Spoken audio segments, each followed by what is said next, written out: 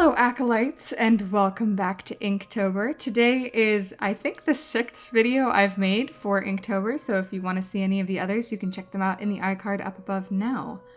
Day 16's prompt is Saddle, and I decided to do a retelling of the Legend of Sleepy Hollow, which has been told and retold and retold.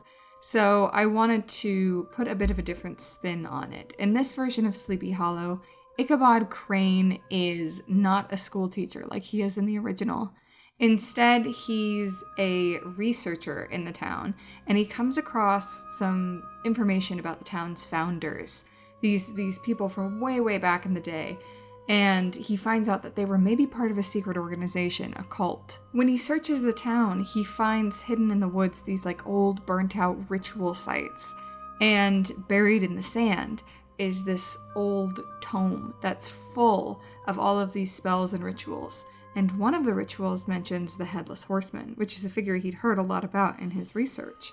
So he sees all of this information about the Headless Horseman as a protector of the town, as somebody that can bring prosperity to the town and to the person that summons him. But he also notices a warning that the horseman is somehow inexorably tied to this void, this abyss, something that will tear a wrench in the fabric of Sleepy Hollow. He doesn't really heed this warning. He decides that the horseman must be controlled by the person who summons him, and so he goes forth with the summoning. And that is all I'm going to say about the story.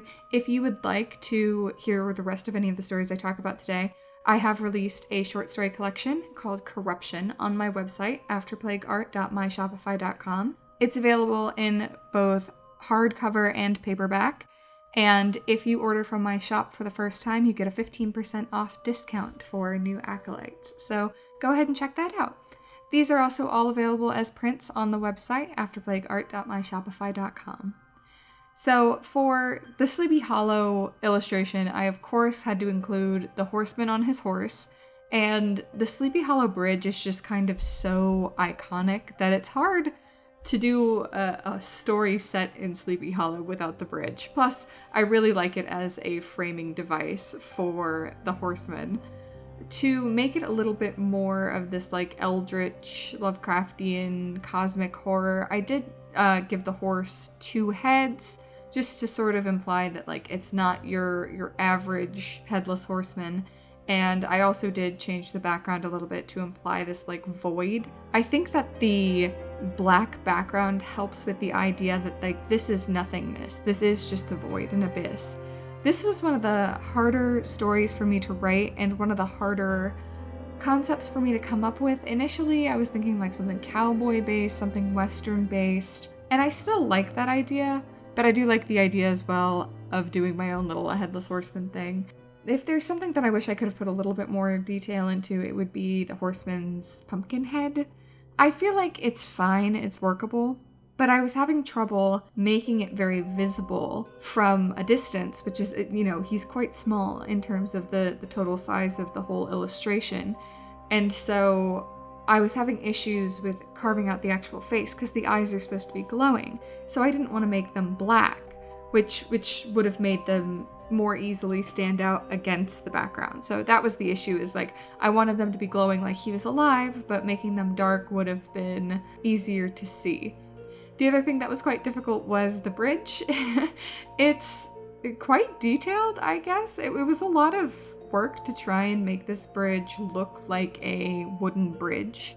And I think it turned out really good. Once again, Procreate Symmetry tool, I love you. So yeah, I'm very happy with how that turned out.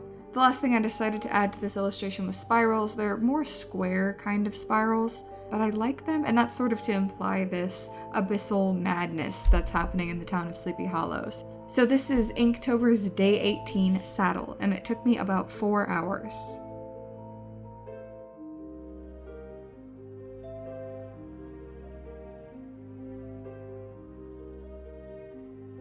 How much can one man indulge before he becomes a monster? That's the story behind Inktober's Day 19 Plump. The story follows a servant, a valet, named Robert, and he is the valet to Lord Harrington. he's been the valet to the Lord for many, many years, and it's been, a relatively normal experience. But then the Lord started to lock himself more and more in the dining room. He would be fed huge feasts. He didn't really care about anything else. He didn't want to go to the market. He didn't want to entertain. And then the Lord requested each day that the staff would make him a whole roast pig. And they would, make roast potatoes with it and vegetables, and they would send it to him. But the only thing eaten every day was the pig. And then eventually he dismisses the cleaning staff, and he tells Robert, just bring me one live pig to the dining room every single day. And it's sort of a revelation on what the Lord is actually doing in there and what's happened to him. I find it a bit unfortunate that if you are seeing these videos before you buy the book and read the stories, because in a lot of my illustrations, because it's the best way to do this for an illustrated story, essentially how the book works is there is the story and then you turn the page and the last page is the illustration, because usually there's some amount of grand reveal, right? So within the story, you're sort of getting the reveal backwards. So you're getting what happens at the end, and then if you bought the book, you would be reading what happens in the beginning and then getting to the end. So it is a little unfortunate that you sort of get spoilers to the stories while I'm illustrating them. So if you would like to not be spoiled for future stories, you can check out the book. I'll plug it again, afterplagueart.myshopify.com. I'm going to be really annoying about it because I spent so much time trying to calculate. It's like at least 200 to 300 hours on this book. And the day of release, I actually didn't sleep for like 2 full days. I was awake from like 7 in the morning until like 2 or 3 in the morning the next day. So yeah, it was very intense. But anyway, I got it done. Anyway, I should talk about the actual illustration. So with the prompt word plump, things that come to mind are sort of pleasant, like a plump little bird or somebody who's like a plump little grandma who likes to bake cookies. So what I did is I just took that idea of like, sort of a rounded, kind of chubby character and took it to the extreme, which is something that I've never drawn before. I've never drawn a body sort of with this much mass, this fat, and it was definitely a challenge, but I really enjoyed it. I think I managed to capture this like level of mass in the stomach and in the torso essentially. He looks really huge, and I feel like there's some nice softness to some of the folds in his stomach that I really like. I do have that little roasted pig on the table, and that pig was also a bit challenging because I had to make it look cooked, which it was a little difficult. I just basically had to do some like charring on the skin in order to get it to look that way. Something that always takes me quite a while when I'm illustrating like this is drawing the wood grain on the table. It takes me so long, but I feel like it adds a really nice level of detail to the illustration, so I'm kind of not willing to give it up, even though it does take me absolutely forever to draw it. I put a lot of time and effort into his sort of head, into the pig's head, because I feel like that's really where your eye gets drawn and where you focus, and I'm very happy with how that turned out. I feel like it blends well into the rest of his body, and it's pretty seamless, so I actually really like that, and I also really like the weight around his double chin as well. I think that really adds to the weight. It makes him look all over quite heavy and quite fat. Don't come for me about the leg in his hand, because I don't know what a pig's leg actually looks like. Like, I've never eaten a whole roast pig before, so I imagine if you take off their leg, it doesn't look like that. So that is a reference. I used a reference of a turkey leg. Don't come for me about it, okay? I don't know if it's noticeable. You'll have to tell me, does that look anything like a pig's leg? Because I think the answer is no. But it's the only way I could really think of to like show that he's like eating part of it. But yeah, it's definitely a turkey leg. So sorry about the lies. This is definitely one of my favorite illustrations that I've done this month, which is strange because when I started out, I really hated it. It's odd how continuing to work on something can really change your opinion about it, because this was, when I finished it, I hated the process of working on it. I hated the sketch. I kept saying like, this doesn't feel right. And then as I was working on it, I was like, I hate this. And then as soon as I finished it and I looked at it, I was like, this is exactly what I was trying to portray. This is exactly what it looked like in my mind. And it was one that I was struggling with so much. So I'm very happy that I pushed through. This is also one of my favorite stories that I wrote. I think it's the grossest in the book. So if you're somebody who's interested in sort of gross horror, that would be the one I recommend. My mom also really liked it. I didn't think she would, because my mom's not really a horror person, but she really liked it. She was like, it was very descriptive. So I'm pleased that the people around me seem to like that one so much. So yeah, if you do buy the book and you want somewhere to start, in the novel, this one is called The Belly of the Beast. So if you do want to start somewhere that is generally considered pretty good, the first story is also good, I think. I don't necessarily think that the character himself is super scary. He's kind of horrifying, but I don't think he's necessarily super scary. I think what is scary is the idea of a person who can be so consumed by greed and gluttony that this is what they become, especially within the context of his town. Everybody's kind of suffering, and yet he has become this massive, disgusting creature. So this is day 19, Plump, and this one took me 5 hours and 30 minutes to complete.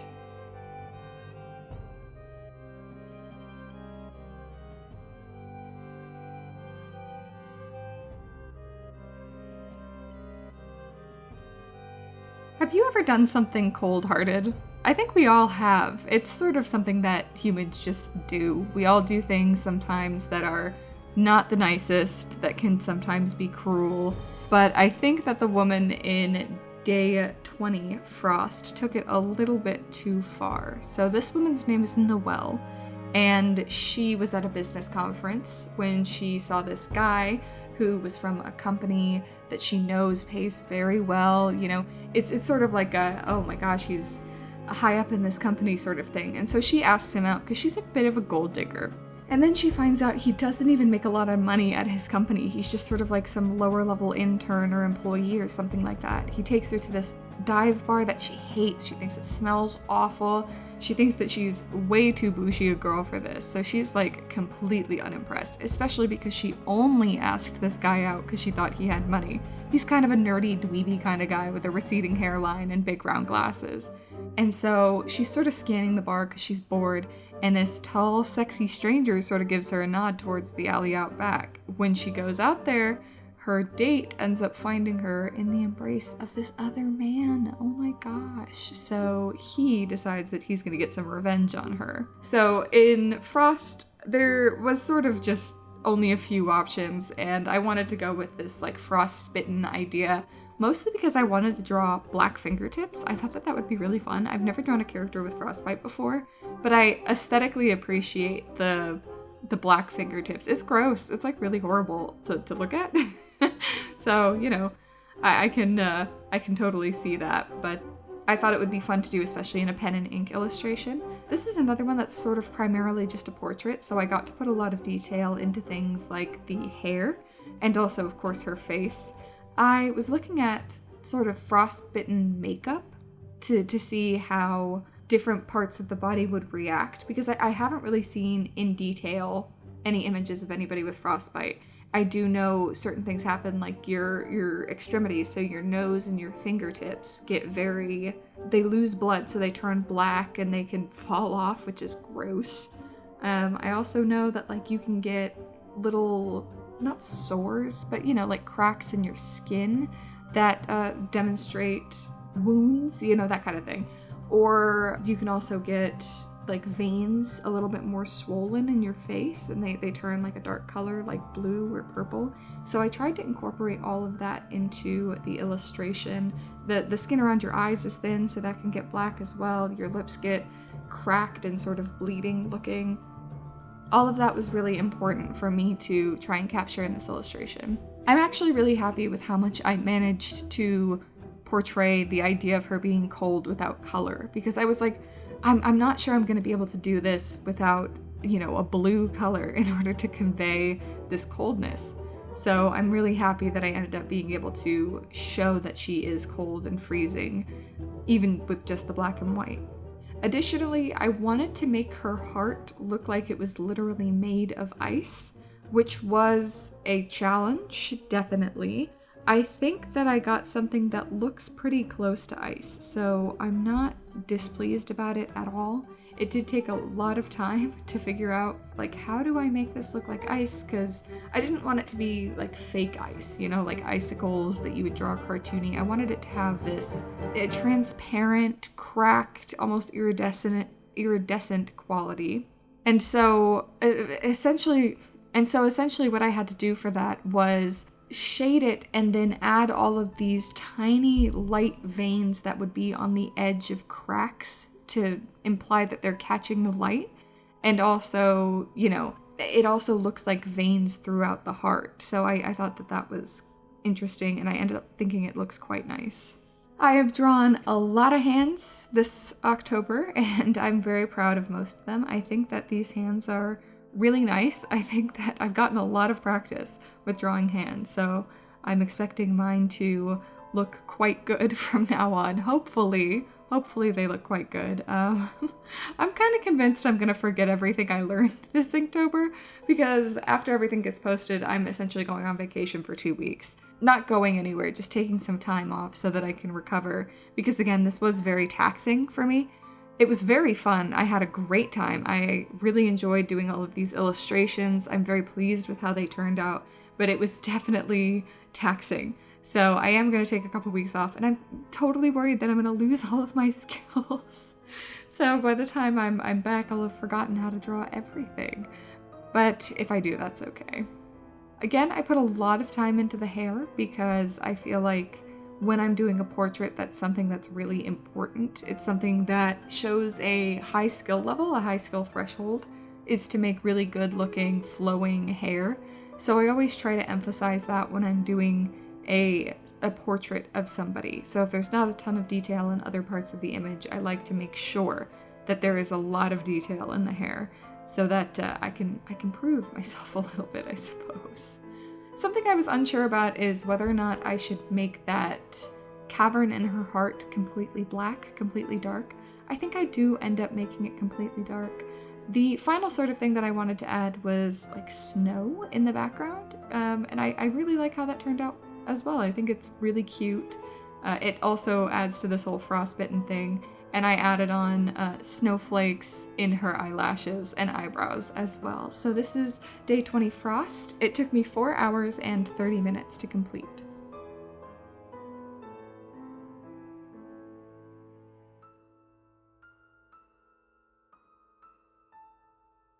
The last one we are doing today is Inktober's Day 21 Chains. And this is a story about curiosity and how too much curiosity can be a very dangerous thing. So in this story, Lee Fosser is a young gravedigger. He's new, sort of just starting out. And one day, while he's working, a strange coffin is delivered to the men. And it's this really tatty, old-looking coffin. It's unfinished. It's very, very cheap. But for some reason, it's sealed with twice as many nails as usual, and it's wrapped in these thick steel chains that are locked. Lee is absolutely obsessed. He needs to know what's in this coffin. It's driving him insane. But the other gravediggers are like, I think you should leave this alone. I think it's locked for a reason. All of these older men know that it's maybe not a good idea to open up this coffin, but Lee he has to know. And it might not end up so well for him. So I really like the composition of this piece. I know that that's kind of strange to say because it's sort of just the center composition, but looking down into the grave at the coffin is so appealing to me. I really, really like this perspective. It's one of the more unique perspectives I've been able to have. And so I'm really pleased that I got to do that. So I did mostly spend my time shading the coffin and doing the wood grain, which again does take me quite a while. I did struggle a little bit with the chains. I'm not sure they look like they're entirely wrapped around the coffin. I didn't realize until I was like almost done, and I'm like, I'm not 100% sure about these, but I think they look fine enough, you know? So I don't want to hear any complaints. No complaints about my weird looking chains. I did want to imply that there was something in the coffin, so I did add this sort of big crack in the middle, and in that crack I added these like glowing white eyes looking out. Non-specifically talking about what it is, but there's something in there. It could just be some animals that got into the coffin, or it could be something a lot worse. So all of the wood grain was pretty easy to do. It's just tedious work. The thing that I really liked about this illustration was when I got to go in after doing the coffin and essentially draw in white to get all of the dirt in the grave and add perspective, and even add like a whole bunch of grass around the top edge. I love that grass. I think it does a great job at framing the coffin.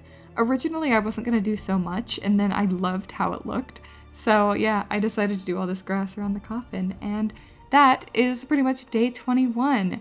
Chains. It took me 2 hours and 45 minutes, and with that one, we are finished through day 21 of Inktober. That is 3 weeks officially done. So there are going to be 3 more videos after this one, 2 next week and 1 on Halloween. If you would like to get anything you saw here today, please visit my website, afterplagueart.myshopify.com, for prints, or you can buy my book where you can see all of the prompts for the rest of the month as well. All 31 illustrations are in that book, as well as 31 short stories. I really hope you enjoy it. If you do end up picking it up, please send me a DM or an image or tag me. I would love to see copies of my book out in the wild, and I would love to know what you thought. Thank you again so much for watching. Follow me on all my social media. I am Afterplague on pretty much everything: Instagram, TikTok, Twitch, Threads, and I am after_plague on Twitter. Thank you again so much for watching. Please go check out my book, and I hope you survive this post-plague world.